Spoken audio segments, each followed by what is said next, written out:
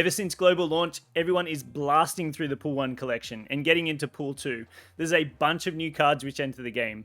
I'm going to show you which are the best ones and what decks to play them in. Let's go!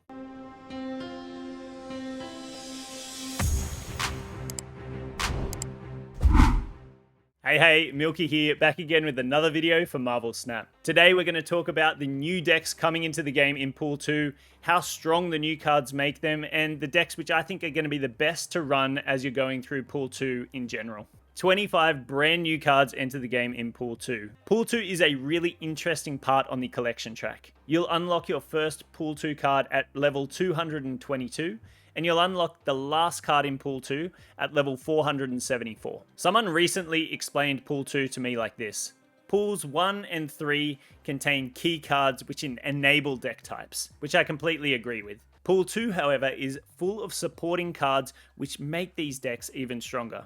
I think it's a great way to break down Pools 1, 2, and 3 in the game and the roles of the cards that they bring. So let's get into it. I'm going to show you the decks which I think are strongest in Pool 2 and some new decks and archetypes which come to the front which are stronger than ever in this pool. So first up we have the Pool 2 control deck. And for me, I personally think this is one of the strongest decks you can be playing in Pool 2. There's a fair bit going on in this deck, but there are really key cards that come out in Pool 2 which make this deck so strong. So I won't break down every single card in the deck because we do have some cards coming over from Pool 1 which are really strong in this deck as well. But what I will do is break down the key cards from Pool 2 which really add to this deck and add to the control archetype in general. First up we have Sunspot, and Sunspot takes over from Ant-Man in my opinion as the strongest 1-drop in the game. I don't think there's even a stronger 1-drop in Pool 3. Sunspot is an insane card which every turn you skip any energy, it adds it to his power. So if you miss turn 2 or you don't have anything to play on turn 3, all of that extra leftover energy gets added to the power of Sunspot. Crazy card, super good in this deck, and incredible interplay late on with a card called Infinite, which I'll show you a little bit later on. Iceman is a great control card as well, coming in as a super strong 1-drop from Pool 2. Iceman's ability reads, give a random card in your opponent's hand +1 cost. You can't actually hit a 6-cost card, so you can't make it 7 cost and make it unplayable. But hitting key cards in your opponent's hand, throwing them off the curve, disrupting what they're trying to do is a huge play, so Iceman is super strong in that regard. Scorpion is an awesome card in control decks, especially when your opponent is holding cards and not playing them out onto the board. The on reveal effect says, afflict cards in your opponent's hand with -1 power. This is really strong when your opponent's not playing cards out on the board. You can potentially hit 5 negative power, 6, even up to 7 negative power across your opponent's hand just with 1 2-cost card, making Scorpion have some insane value in control decks. Storm is a super versatile card in control decks. She's really strong. She is a 3-drop with 2 power, which isn't fantastic, but what she does bring to the board is disruption of locations. Potentially, your opponent is wanting to play a lot of cards late on a location, and you can disrupt that with Storm. You can shut that down and flood the location after a second turn. Potentially, what you could also do is if your opponent is playing into a single location, you can drop a Storm elsewhere and then sneak away that location and lock it down for the most part. Storm is a really versatile card which you can play in a lot of different circumstances and situations to disrupt what your opponent's doing at one point in time, or to try and get your head somewhere else. Definitely try her out. In Pool 2, Killmonger enters the fray, and he is such a strong card against 1-drops.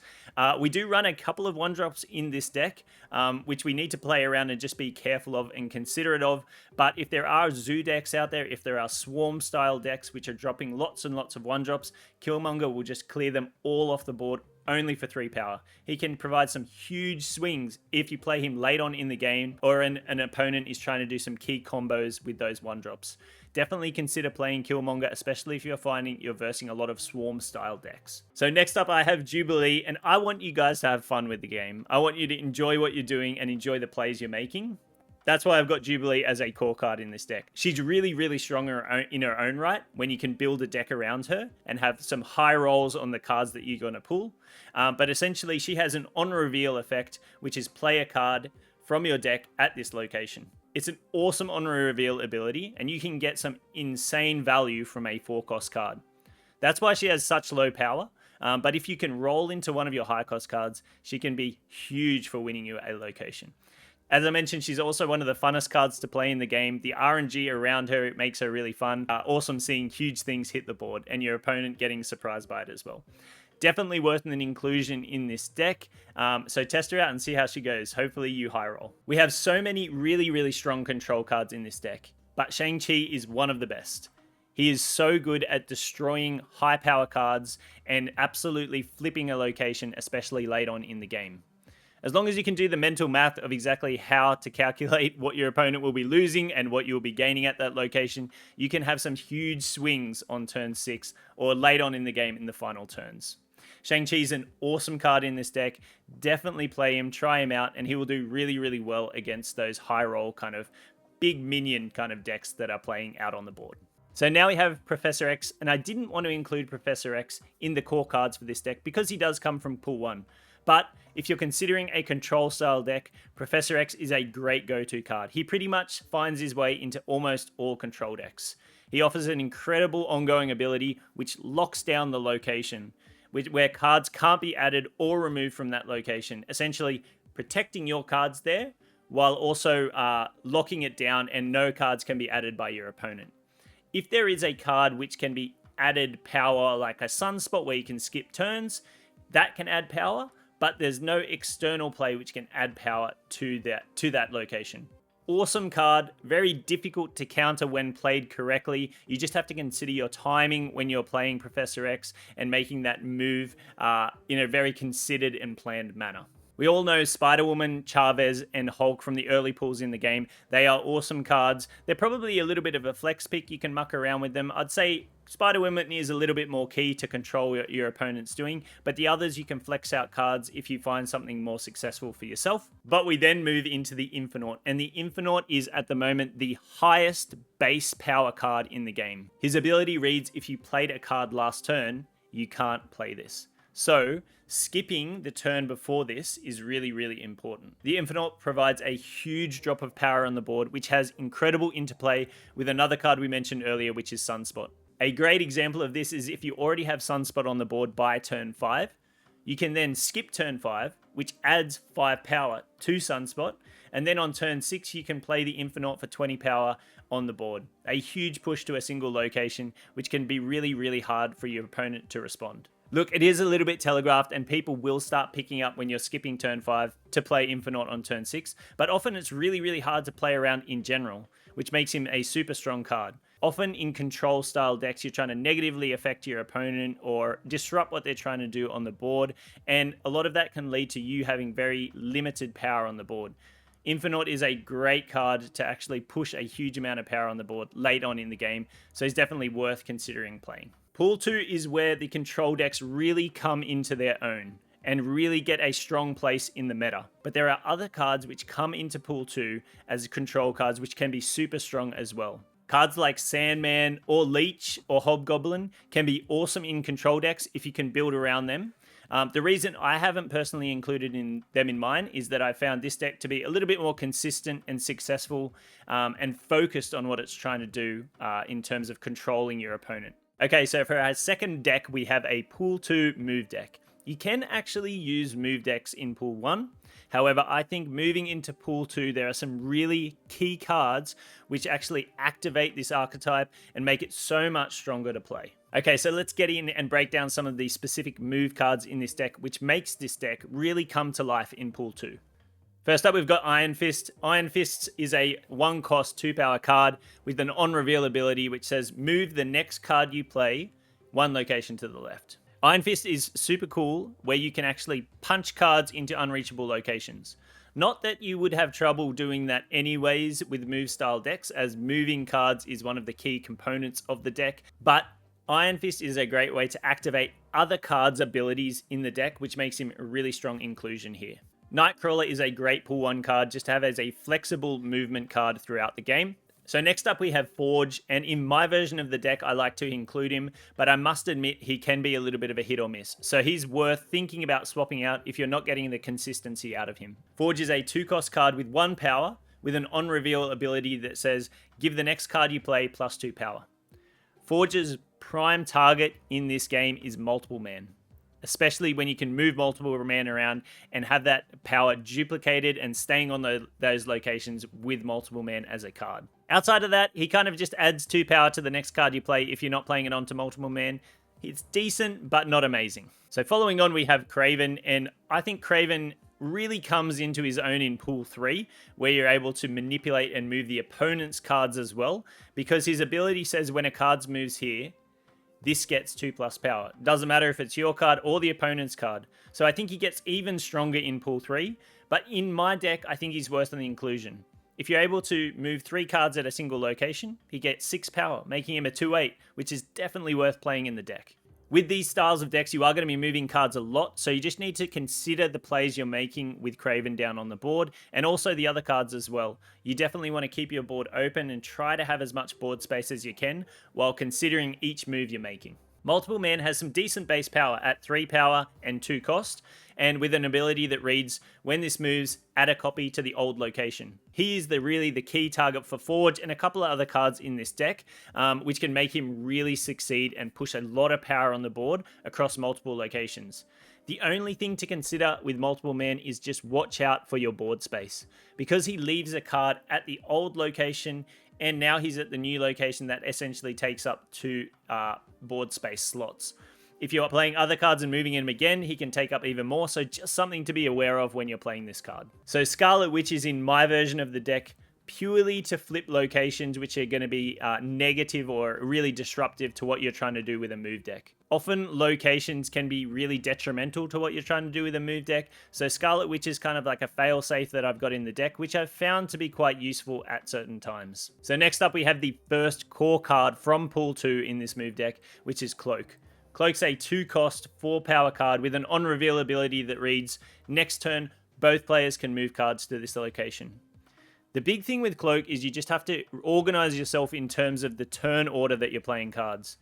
There's some cards in the deck which have really, really strong abilities when you can move them around, and you want to benefit from those with Cloak. So make sure you just get your turn ordering right, and logically thinking through the turns as you play move decks is something that's really, really important. So next up we have Doctor Strange, and Doctor Strange is pretty much a core card in this deck, but he comes from Pool 1, so I didn't want to highlight him so much here. Doctor Strange's 3 power, 3 cost with an on-reveal ability that says, move your highest power cards to this location. Doctor Strange, for me, is one of 2 late game turns which you can make. We have later on in the deck, we have Heimdall, which is a great final turn of the game. But Doctor Strange can also fill out a final turn really, really well as well, providing a huge boost to power on the board if you be able to manipulate your high cost cards. Again, you just have to think about how you're playing him and exactly what cards you'll be moving. So think about board space, and you should be all good playing Doctor Strange. He's a core card in this deck. So we then move on to our second core Pool 2 card in this move deck, which is Vulture. Vulture starts out as a 3 cost, 3 power card with an ability that reads, when this card moves, +5 power. If you're able to move Vulture once, he becomes really, really good. If you're able to move him more than once, he becomes absolutely insane and can blow out the power of a location. Ideally, you'd love Vulture already down on the board, and then you play something like a Cloak or a Doctor Strange to pull him, or cards that are just going to be able to move Vulture quickly. You can also hold Iron Fist early on in the game, where you can play Iron Fist on turn 2, and then play Vulture on turn 3 to get that immediate buff to his power. In move decks in general, Vulture is one of the strongest cards and worth an inclusion in every version of move decks in my opinion. What he brings to the board is a huge amount of power, which can be hard to account for late on in the game if you're able to move him around and get the most out of this card. So we then have Hulkbuster, and at first look, Hulkbuster seems like a pretty strange choice in this deck, but once you actually play him, he makes total sense. Not only is he a great card to slam down onto a multiple man before you actually start moving multiple man around and get some huge power across the board, but he also doesn't take up board space, which is massive in move decks. Something to consider when you're trying to play this card is what actually the space will look like, and move decks really need to consider the space that you're playing in. Hulkbuster won't even take up a board slot for you, so he's an awesome card to include. So at 6 power, we have Heimdall, and Heimdall is the swing king, the turn 6 play that's just going to move all of your cards. Heimdall is a 6 cost, 8 power card with an on-reveal ability that says, move your other cards 1 location to the left.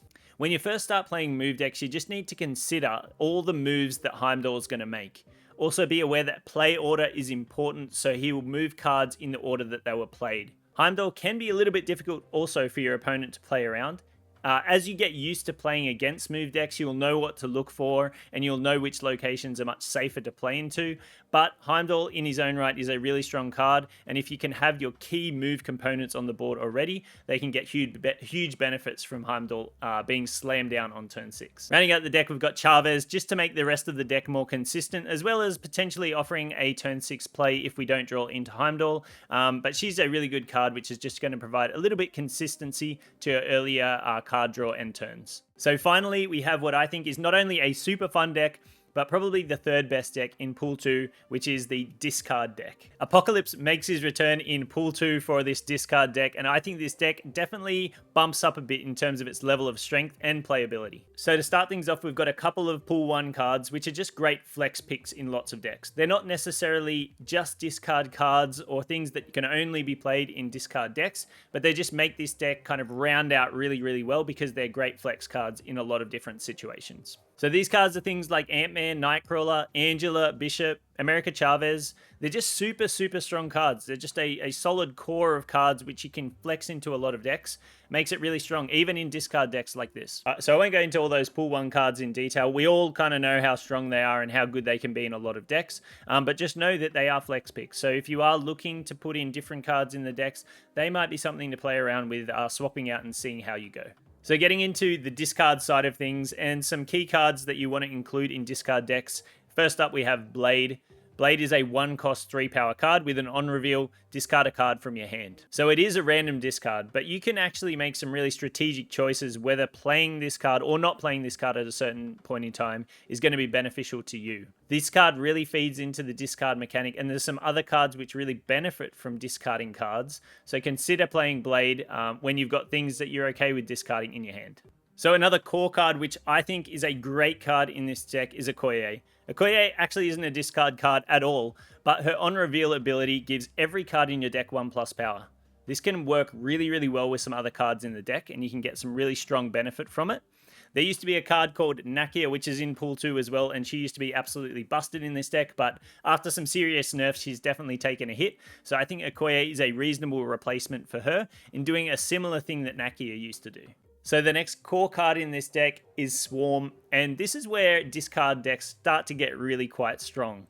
Swarm is a 2-cost 3-power card, so decent at base, but has an ability that says, when this is discarded from your hand, add 2 copies that cost 0 to your hand.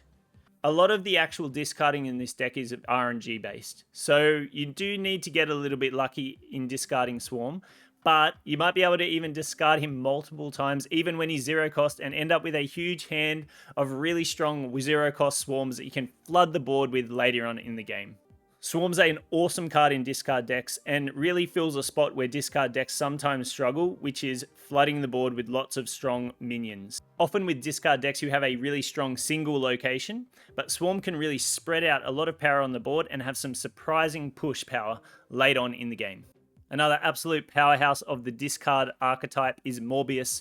Morbius comes into the game in Pool 2 and absolutely takes the discard archetype from strength to strength. It's another card which is really going to benefit from you discarding really anything in your hand. It works so well with all the cards in the deck that you have to discard other things, and you can get some serious power out of this card.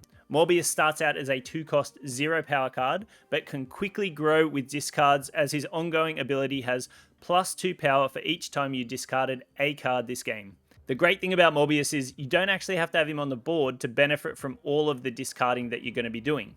It's often safer to play him out, just get him out of your hand so you're not going to discard him. But if he is buried in your deck somewhere and you're discarding all of these cards early on, if you do draw into Morbius and then play him on the board, he'll have all that additional power ready to go. Awesome card, super strong in discard decks. Definitely try out Morbius. Lady Sif did take a bit of a hit recently with a small nerf, but she's still a super strong and important card in this deck. Ideally, you'd love to have Apocalypse in your hand when you're playing Lady Sif to get that big buff on Apocalypse every time you discard him. So this deck really revolves around a really strong interaction between Lady Sif and Apocalypse and how you can use that in your favor.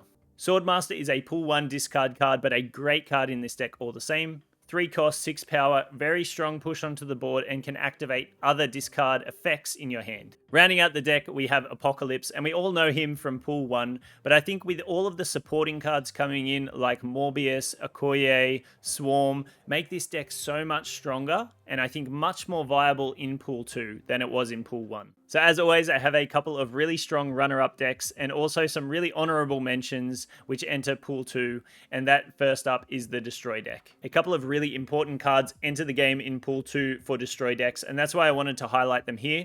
The first of which is Bucky Barnes.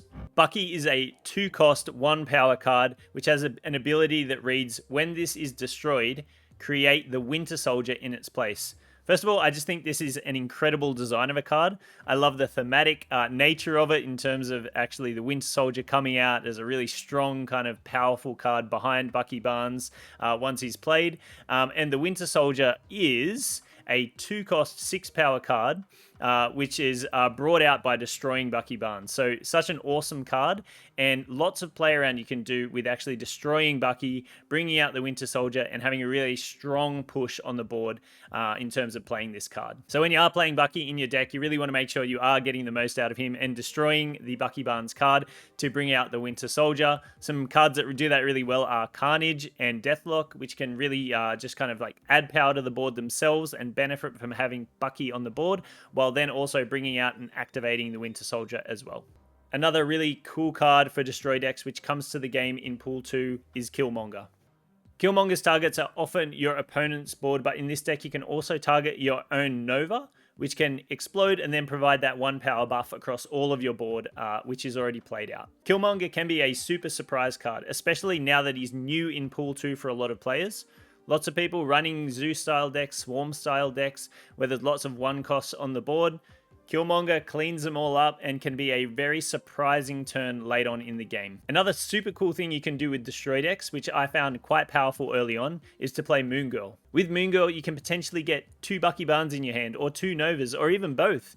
It can push a ton of surprising and instantaneous power on the board late on in the game, so it's definitely worth considering Moon Girl if you're running a Pool 2 Destroy deck. Another runner-up which I really wanted to mention, which gets significantly stronger entering Pool 2, is the Handsize deck. In Pool 1, the Handsize deck is super strong, super consistent, but there's 2 key cards in Pool 2 which come into the game which make it even stronger and take it to that next level. First up, we have Agent 13, which is a 1-cost, 2-power card with an on-reveal ability that reads, add a random card to your hand. Agent 13 is just another mechanism of adding cards to your hand, which really feeds into the Handsize archetype. You can also get some crazy cards from Agent 13. You can get something completely game-changing, or cards like Galactus or Thanos, which aren't even added to the game, which is pretty exciting in its own right. So next up, and an absolute powerhouse for the Handsize archetype, we have the Collector. Not only is this maybe the sweetest variant you've ever seen, but the Collector will benefit from all of the card draw that you've baked into your Handsize deck. The Collector is a 2-cost, 1-power card with an ability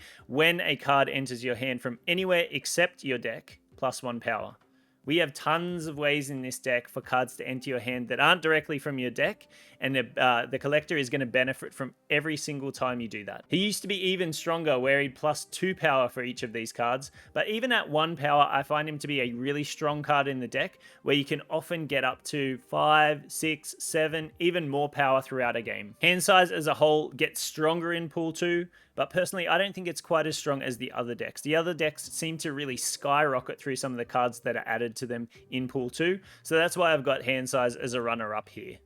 Hey, that's a wrap on what I think are the best decks going around in Pool 2 right now. Pool 2 is an interesting one, and there's a few archetypes and styles of decks which really benefit from the Pool 2 cards which come into the game. I think in Pool 2, control decks really come into their own, and there's some key cards which come into the game which makes them so much stronger. That's why I've got them as my #1 deck for Pool 2. The discard and move decks also become so much stronger with the cards in Pool 2. There's much more ways to add power to the board and versatility in terms of how you play them, so they become a better alternative in terms of choosing decks as well. So that's going to do us for this one. That is a wrap on our Pool 2 decks. Thanks so much for watching. I really hope you enjoyed, and consider subscribing to the channel. We'd love to have you on board, and it really, really does help us out. All right, I'm out of here now, and until the next one, I'll see you then.